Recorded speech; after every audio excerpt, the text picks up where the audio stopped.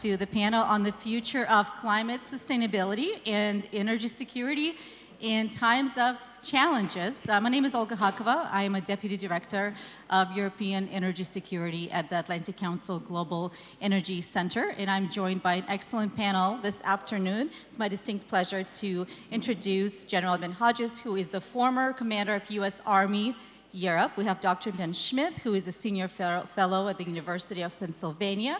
And we have Tatiana Avedissian, who is the head of business development at the World Ocean Initiative at the Economist Group. So please welcome these fantastic panelists today, and thank you for joining. So we'll just dive right in. We'll only have 30 minutes and a lot to discuss. Tatiana, we'll start from you and make our way down the panel, if that's okay, and then we can follow up with some specific questions. So, the theme of the panel is the kind of the balance and nexus of climate, environmental, energy security, a whole lot of topics. What is the future of synchronizing these efforts, these climate efforts, decarbonization, while also balancing, let me just add one more into the mix, competitiveness and the security sides of things. It feels like over the last 2 decades, the pendulum and the crisis has forced us to really zoom in at one at a time, where it was energy security. And now we're really, we still are paying attention to energy security, but we really are now looking into the cost of energy and competitiveness. And then, there's still a lot of communities and people who truly care about climate action and want to see that. Tatiana, what is the future of that, especially in the context of transatlantic cooperation, but also global engagement? Thank you. To start off, there is a rising backlash against efforts to address climate change, especially by some governments today. And there's a perception by some of those governments that technology will solve these problems on their own. But the planet cannot wait for innovation to develop organically without government intervention. The current geopolitical environment demonstrates why over-reliance on energy resources from certain actors can negatively impact our economies and our livelihoods. But there is a way of synchronizing the two under the banner of national, regional, and global security without waving the climate sustainability flag so as to give even those who don't consider climate change an immediate danger, get them on board. And I'll give you an example. The US administration has demonstrated an appetite for nuclear energy, not necessarily because of its climate benefits, but because it will power data centers which are needed for the kind of AI revolution that the US government envisions for itself. While this isn't an ideal approach for climate advocates, framing it under these types of umbrella issues can help fast-track the synchronization. Thank you so much. General? So I think we waste a lot of energy, pardon the pun, by fussing about what causes climate change rather than acknowledging it is happening. And regardless of what you think about the causes, you have to deal with the consequences. And so from a necessity standpoint, rising sea levels are going to flood all of our bases on the East Coast and the West Coast of the United States. All our biggest naval bases are going to be flooded. So you can't just hope it goes away. And then from because of climate, when you think about what's happening in the Arctic, even all the MAGA Republicans that completely deny climate change all of a sudden are very interested in Greenland only because the climate is changing. And so I think if you waste time about what caused that versus what do we do about it, then I think you can change, maybe get more people behind the right policies. Channeling our efforts. Thank you so much, Ben. Well, I just want to echo General Hodges here. We have to understand that climate change is real and it has to be addressed, but at the same time, we will not get to those energy transition goals if we do not address energy security, and I mean that in a national security sense. And we have seen, especially over the past few years, the apex of Russia's energy security threats towards the European Union, towards Ukraine. We started, 15 years ago or so worried about gas cutoffs and elite capture, the Schroederization of Europe, these sort of things. And we have moved right up the curve until we're at what I would call Russia's apex energy security threat strategy, which is inside of Ukraine, the deliberate and inexplicable targeting of civil energy infrastructure through overt kinetic military means on one hand, and on the other hand, across Europe, we have a growing, it's been called a shadow war, hybrid threats. General Hodges, you've rejected the hybrid notion, and I think I totally agree with that. These are overt acts of war, acts of sabotage against European energy infrastructure and critical infrastructure. And I've been working for the past several years at the University of Pennsylvania on a research study, the first volume of which will come out later this month. It is focused on specifically understanding the threats and the pathologies of these incidents that have taken place in the Baltic Sea, in the Barents Sea, et cetera. And I just want to end my opener by saying that I want to remind folks, for all of the market concerns and the economic analysis and all of these sort of things that went along with what happened with the Nord Stream blast that took place in September of 2022, I want to remind the audience of this fact. That was the largest release of methane by human hands in the history of the planet Earth, period, okay? And so that is something we have to remember, and we have to remember and thread this back when we're trying to make the case for security investments to climate-concerned politicians around the world.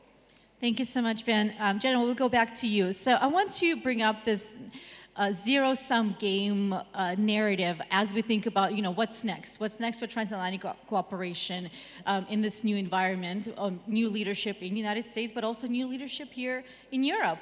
This, zero-sum narrative that you can either, if you're focusing a lot of your efforts and investments on hard security or energy security, that you're somehow pulling away, resources from climate and environmental investments, which are also extremely important for economies, but also societal values as well, of course. And then you have this other, perspective where the lack of deterrence, insufficient investments in hard security have led to, let's use Ben's example, the war, Russia's attacks on Ukraine and ecocide in Ukraine, leveling out forests in occupied territories, blowing up Khakova Dam. So this, in some ways, happened because of the lack of investments in hard security. So could you talk to us about this? Is this a right lens to look at this as a zero-sum game, that we have this budget, this limited budget, and we should figure out how to balance it, versus are there investments that can address both? So I don't think these are exclusive of each other.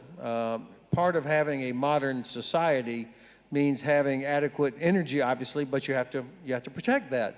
And in the Army, we say that the enemy has a vote also. And as much as we would prefer to invest money in all kinds of positive things, people like the Russians, and other adversaries that we have, but especially the Russians, are not interested in that, only in use of power and destroying particularly Ukraine or other semblances of European sovereignty. And so I think in terms of vulnerability and opportunity. Vulnerability, Baltic countries, for example, recently getting off of the Russian power grid, this was a very important step that not only helps reduce their vulnerability to Russian manipulation of their energy, but also will connect them to a European power grid and other sources that is better for their own economic future. So to me, this is an example. And then when I think about opportunity for us, Ukraine is doing a very good job of stopping Russian forces. I mean, Russia cannot knock Ukraine out of the war, but Ukraine cannot knock Russia out of the war either. But if we went after the major vulnerability the Russians have, which is their need to export oil and gas to India and China to pay for the war, if we could stop that, then this would be over. Ukraine would be totally free of Russians, except for tourists. And so we do that, of course, by stopping the shadow fleet going out through the Baltic Sea and the Black Sea, which means we have to figure out, how do we do this in a way, how do we use international law, how do we support Denmark, for example, which controls the straits, or how do we work with our Turkish allies so that they stop illegal vessels going out through the Bosphorus and the Dardanelles. So that's an opportunity for us, without one single NATO soldier being killed, to put that kind of enormous pressure on Russia because of its vulnerability. Ben? I totally agree with that. I mean, I have to come back to the anecdote that I've told a couple of times over the past few years in my research on these subsea critical infrastructure attacks that have been going on across Northern Europe. They're also, of course, happening in the Taiwan Strait, and just about a month ago in the Cabot Strait in Canada. So this is a global threat posture. But one of the things that I saw in my very first visit to Bornholm, which is the Danish island that's very near both the Danish Straits, but also the sites of the Nord Stream sabotage in 2022, I saw signs, protest signs, put up in farmers' fields in which they are protesting against the deployment of renewable energy infrastructure, this Baltic Energy Island project. And they're specifically concerned about it, not because they're calling climate a hoax, not because they don't want to invest in this sort of technology or that, but because they're concerned about Europe's ability to protect that infrastructure. They had a sign that showed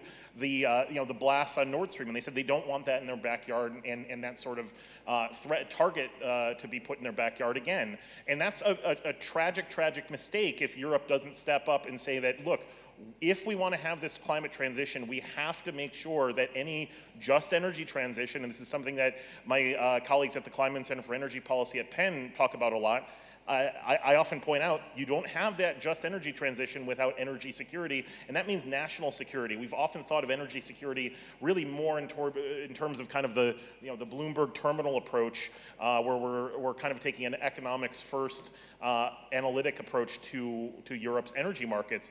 But we're back in the bad old days where cybersecurity isn't even the number one threat right now. We're now also seeing physical security, such as we did basically during World War II against critical infrastructure.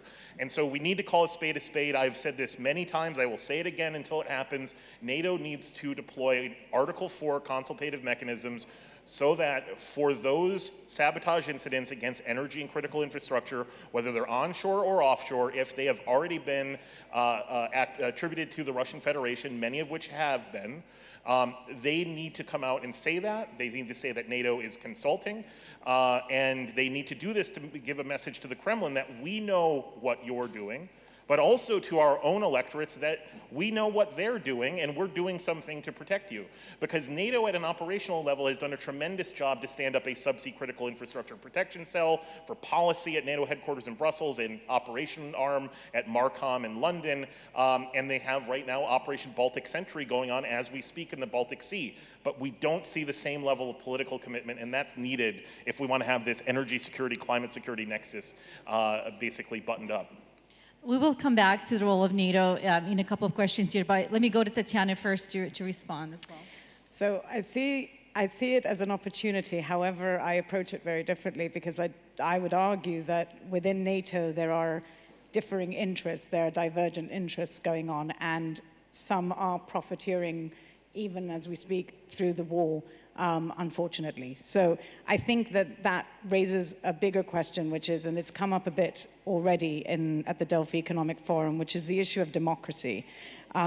Because I would argue that by us not investing in renewables, it's directly impacting our core societal and political values, especially in a region like Europe where we celebrate this. And for too long, we have overly relied on autocratic states who tend to have a lot of those resources to address, for us to basically gain short-term gains in the case of energy, instead of investing more into renewables. And we continue to operate under the status quo. And while we recognize that alternative energy cannot replace things like fossil fuels in the immediate future, dragging our feet to invest in production, accessibility and supply, we delay our ability to decouple ourselves from these bad actors who are affecting our security needs ultimately. And I also want to add that I do think it is important that we understand the causes of climate change, because if we want to address those core challenges and figure out the kinds of technology that we need, we really need to understand what is impacting it. We desperately need to diversify energy sources and invest more in blue and green technologies. The technology exists, the investment is lacking, and the development of alternative energy, while it has progressed, mainly in the wind and solar space, it's not enough, I would argue. I want to share an example here where you can, there is an opportunity, and that's in the ocean tech space. I'm passionate about transitioning to a sustainable ocean economy, and we could increase investments into ocean technology to help us both understand our climate challenges while supporting our security agenda. This is especially true in unmanned ocean technologies such as gliders, remote operated vehicles, and underwater submarines. These unmanned technologies are needed urgently to help us combat the triple planetary crisis, especially around biodiversity loss and marine life, and help us identify species that exist in the depths of our ocean, work which is already underway by certain organizations. This kind of tech can be used for dual purposes, and in this case, for defense. The European Union just published last month the white paper, European Defense Readiness 2030, and they want to mobilize 800 billion to invest in defense and underwater technology. And this hybrid use can combine climate and defense investments. But it shouldn't come at the cost of ocean innovation, which is desperately needed too. In my view, the narrative is key here. How you present the challenge and the solution to your different audiences, take into account what their motivations are. And usually that is monetary. So sometimes we have to adapt to ultimately get what we want. Thank you so much. General, I promised to come back to the NATO topic, so I want to go to you for the next question in terms of the role of NATO in this overall conversation. It's twofold, right? In terms of NATO readiness, defense readiness, you need energy security. You need access to secure energy sources and reliable energy sources. On the other side of that coin, you need NATO to protect critical energy infrastructure. What does that future look like, and how do we drive cooperation within this area during, let's call it a challenging time in transatlantic relations? Well, of course, with NATO, the most successful alliance in the history of the world, never perfect, but the most successful. And there's a reason nations are still in the queue to join the alliance, because it is successful. You have a structure that allows things to get done. You have nations that are members, you have command structures, you have logistics structures. We have the Central European Pipeline System, for example, that's an important part of the alliance's ability to provide fuel for forces on NATO's eastern flank. So you've got this already established structure with capabilities that can be used to protect our infrastructure, not only for our use, but also literally to protect it. And the hard work that Ben's been doing in the Baltic Sea and in the Barents Sea, all the underwater infrastructure that's out there, it's going to be NATO navies working as part of a NATO operation, or members of NATO working in there to patrol, to conduct surveillance, to prevent Russia from damaging, destroying this infrastructure.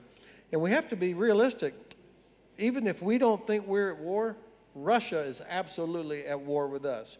Maybe they're not launching missiles at us directly, but they are at war. And what they're doing underwater, for example, this is preparation. When they destroy communications cables underneath the surface of the Baltic Sea, or pipelines, that is all necessary for them if they were ever going to make the terrible calculation that they could get away with attacking a NATO country. These are exactly the kind of things you would do ahead of such an attack. So being proactive and having capabilities in place to prevent them from doing that is an important part of overall deterrence. Thank you, General. Ben, the issues that you've mentioned and other panelists have mentioned just seem, frankly, overwhelming, right, for what we're facing today. However, I do want this to be a solutions-driven panel and have the audience walking away with some hopefully inspiring and maybe even optimistic ideas moving forward. How do we engage the non-traditional players, and when I say non-traditional, organizations, NGOs, private sector, in solving some of these issues? I'll give you one example. You have some NGOs, some civil society groups tracking methane emissions. You also have other groups or even individuals tracking the shadow fleet. I mean, it's incredible the level of engagement that we're seeing. So just broadly, how do we build a bigger tent in solving these issues today? I think it's a tremendous way of framing that, Olga.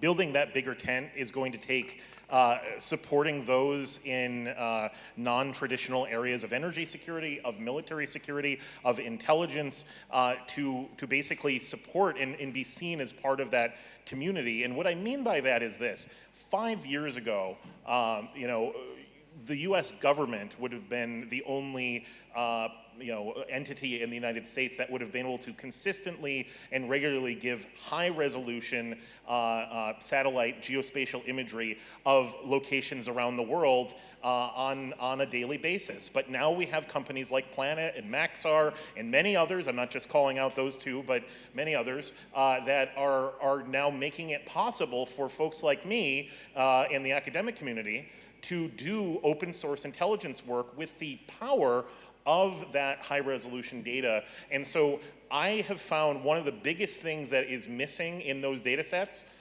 is offshore data for coverage of these distributed energy and telecommunications networks. And so oftentimes you just need to recognize that these companies need a market, right? And so if they're going to take pictures of the entire Earth every day, if 70% of the Earth is covered in water, most of that's not going to be very interesting, meaning not going to have someone that's going to want to pay for that.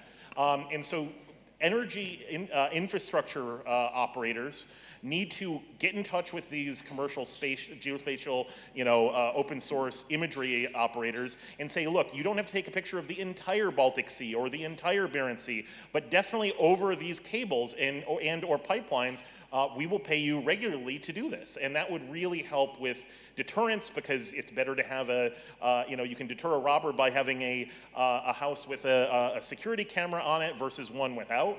And so that's really important. And I think the last thing I'll leave you with on this front is expanding this recognition of what's going on to not only the Arctic region, but the polar regions. Another area of my research that I've been working on for the past 5 years now is in Antarctica. I was down there working on a telescope project in 2020 and thought I was free of the energy security game while I was at the South Pole Station. Very little internet connectivity, so I was really kind of unplugged. By the time I got off the ice, I found that the Russians had done subsea seismic surveys of hydrocarbons around the Antarctic Treaty System, and so I've been tracking that ever since, and they've been basically circumnavigating each season the Antarctic continent in direct circumvention of the Antarctic Treaty System ban on hydrocarbons. So if you want to energize the climate community, point that out.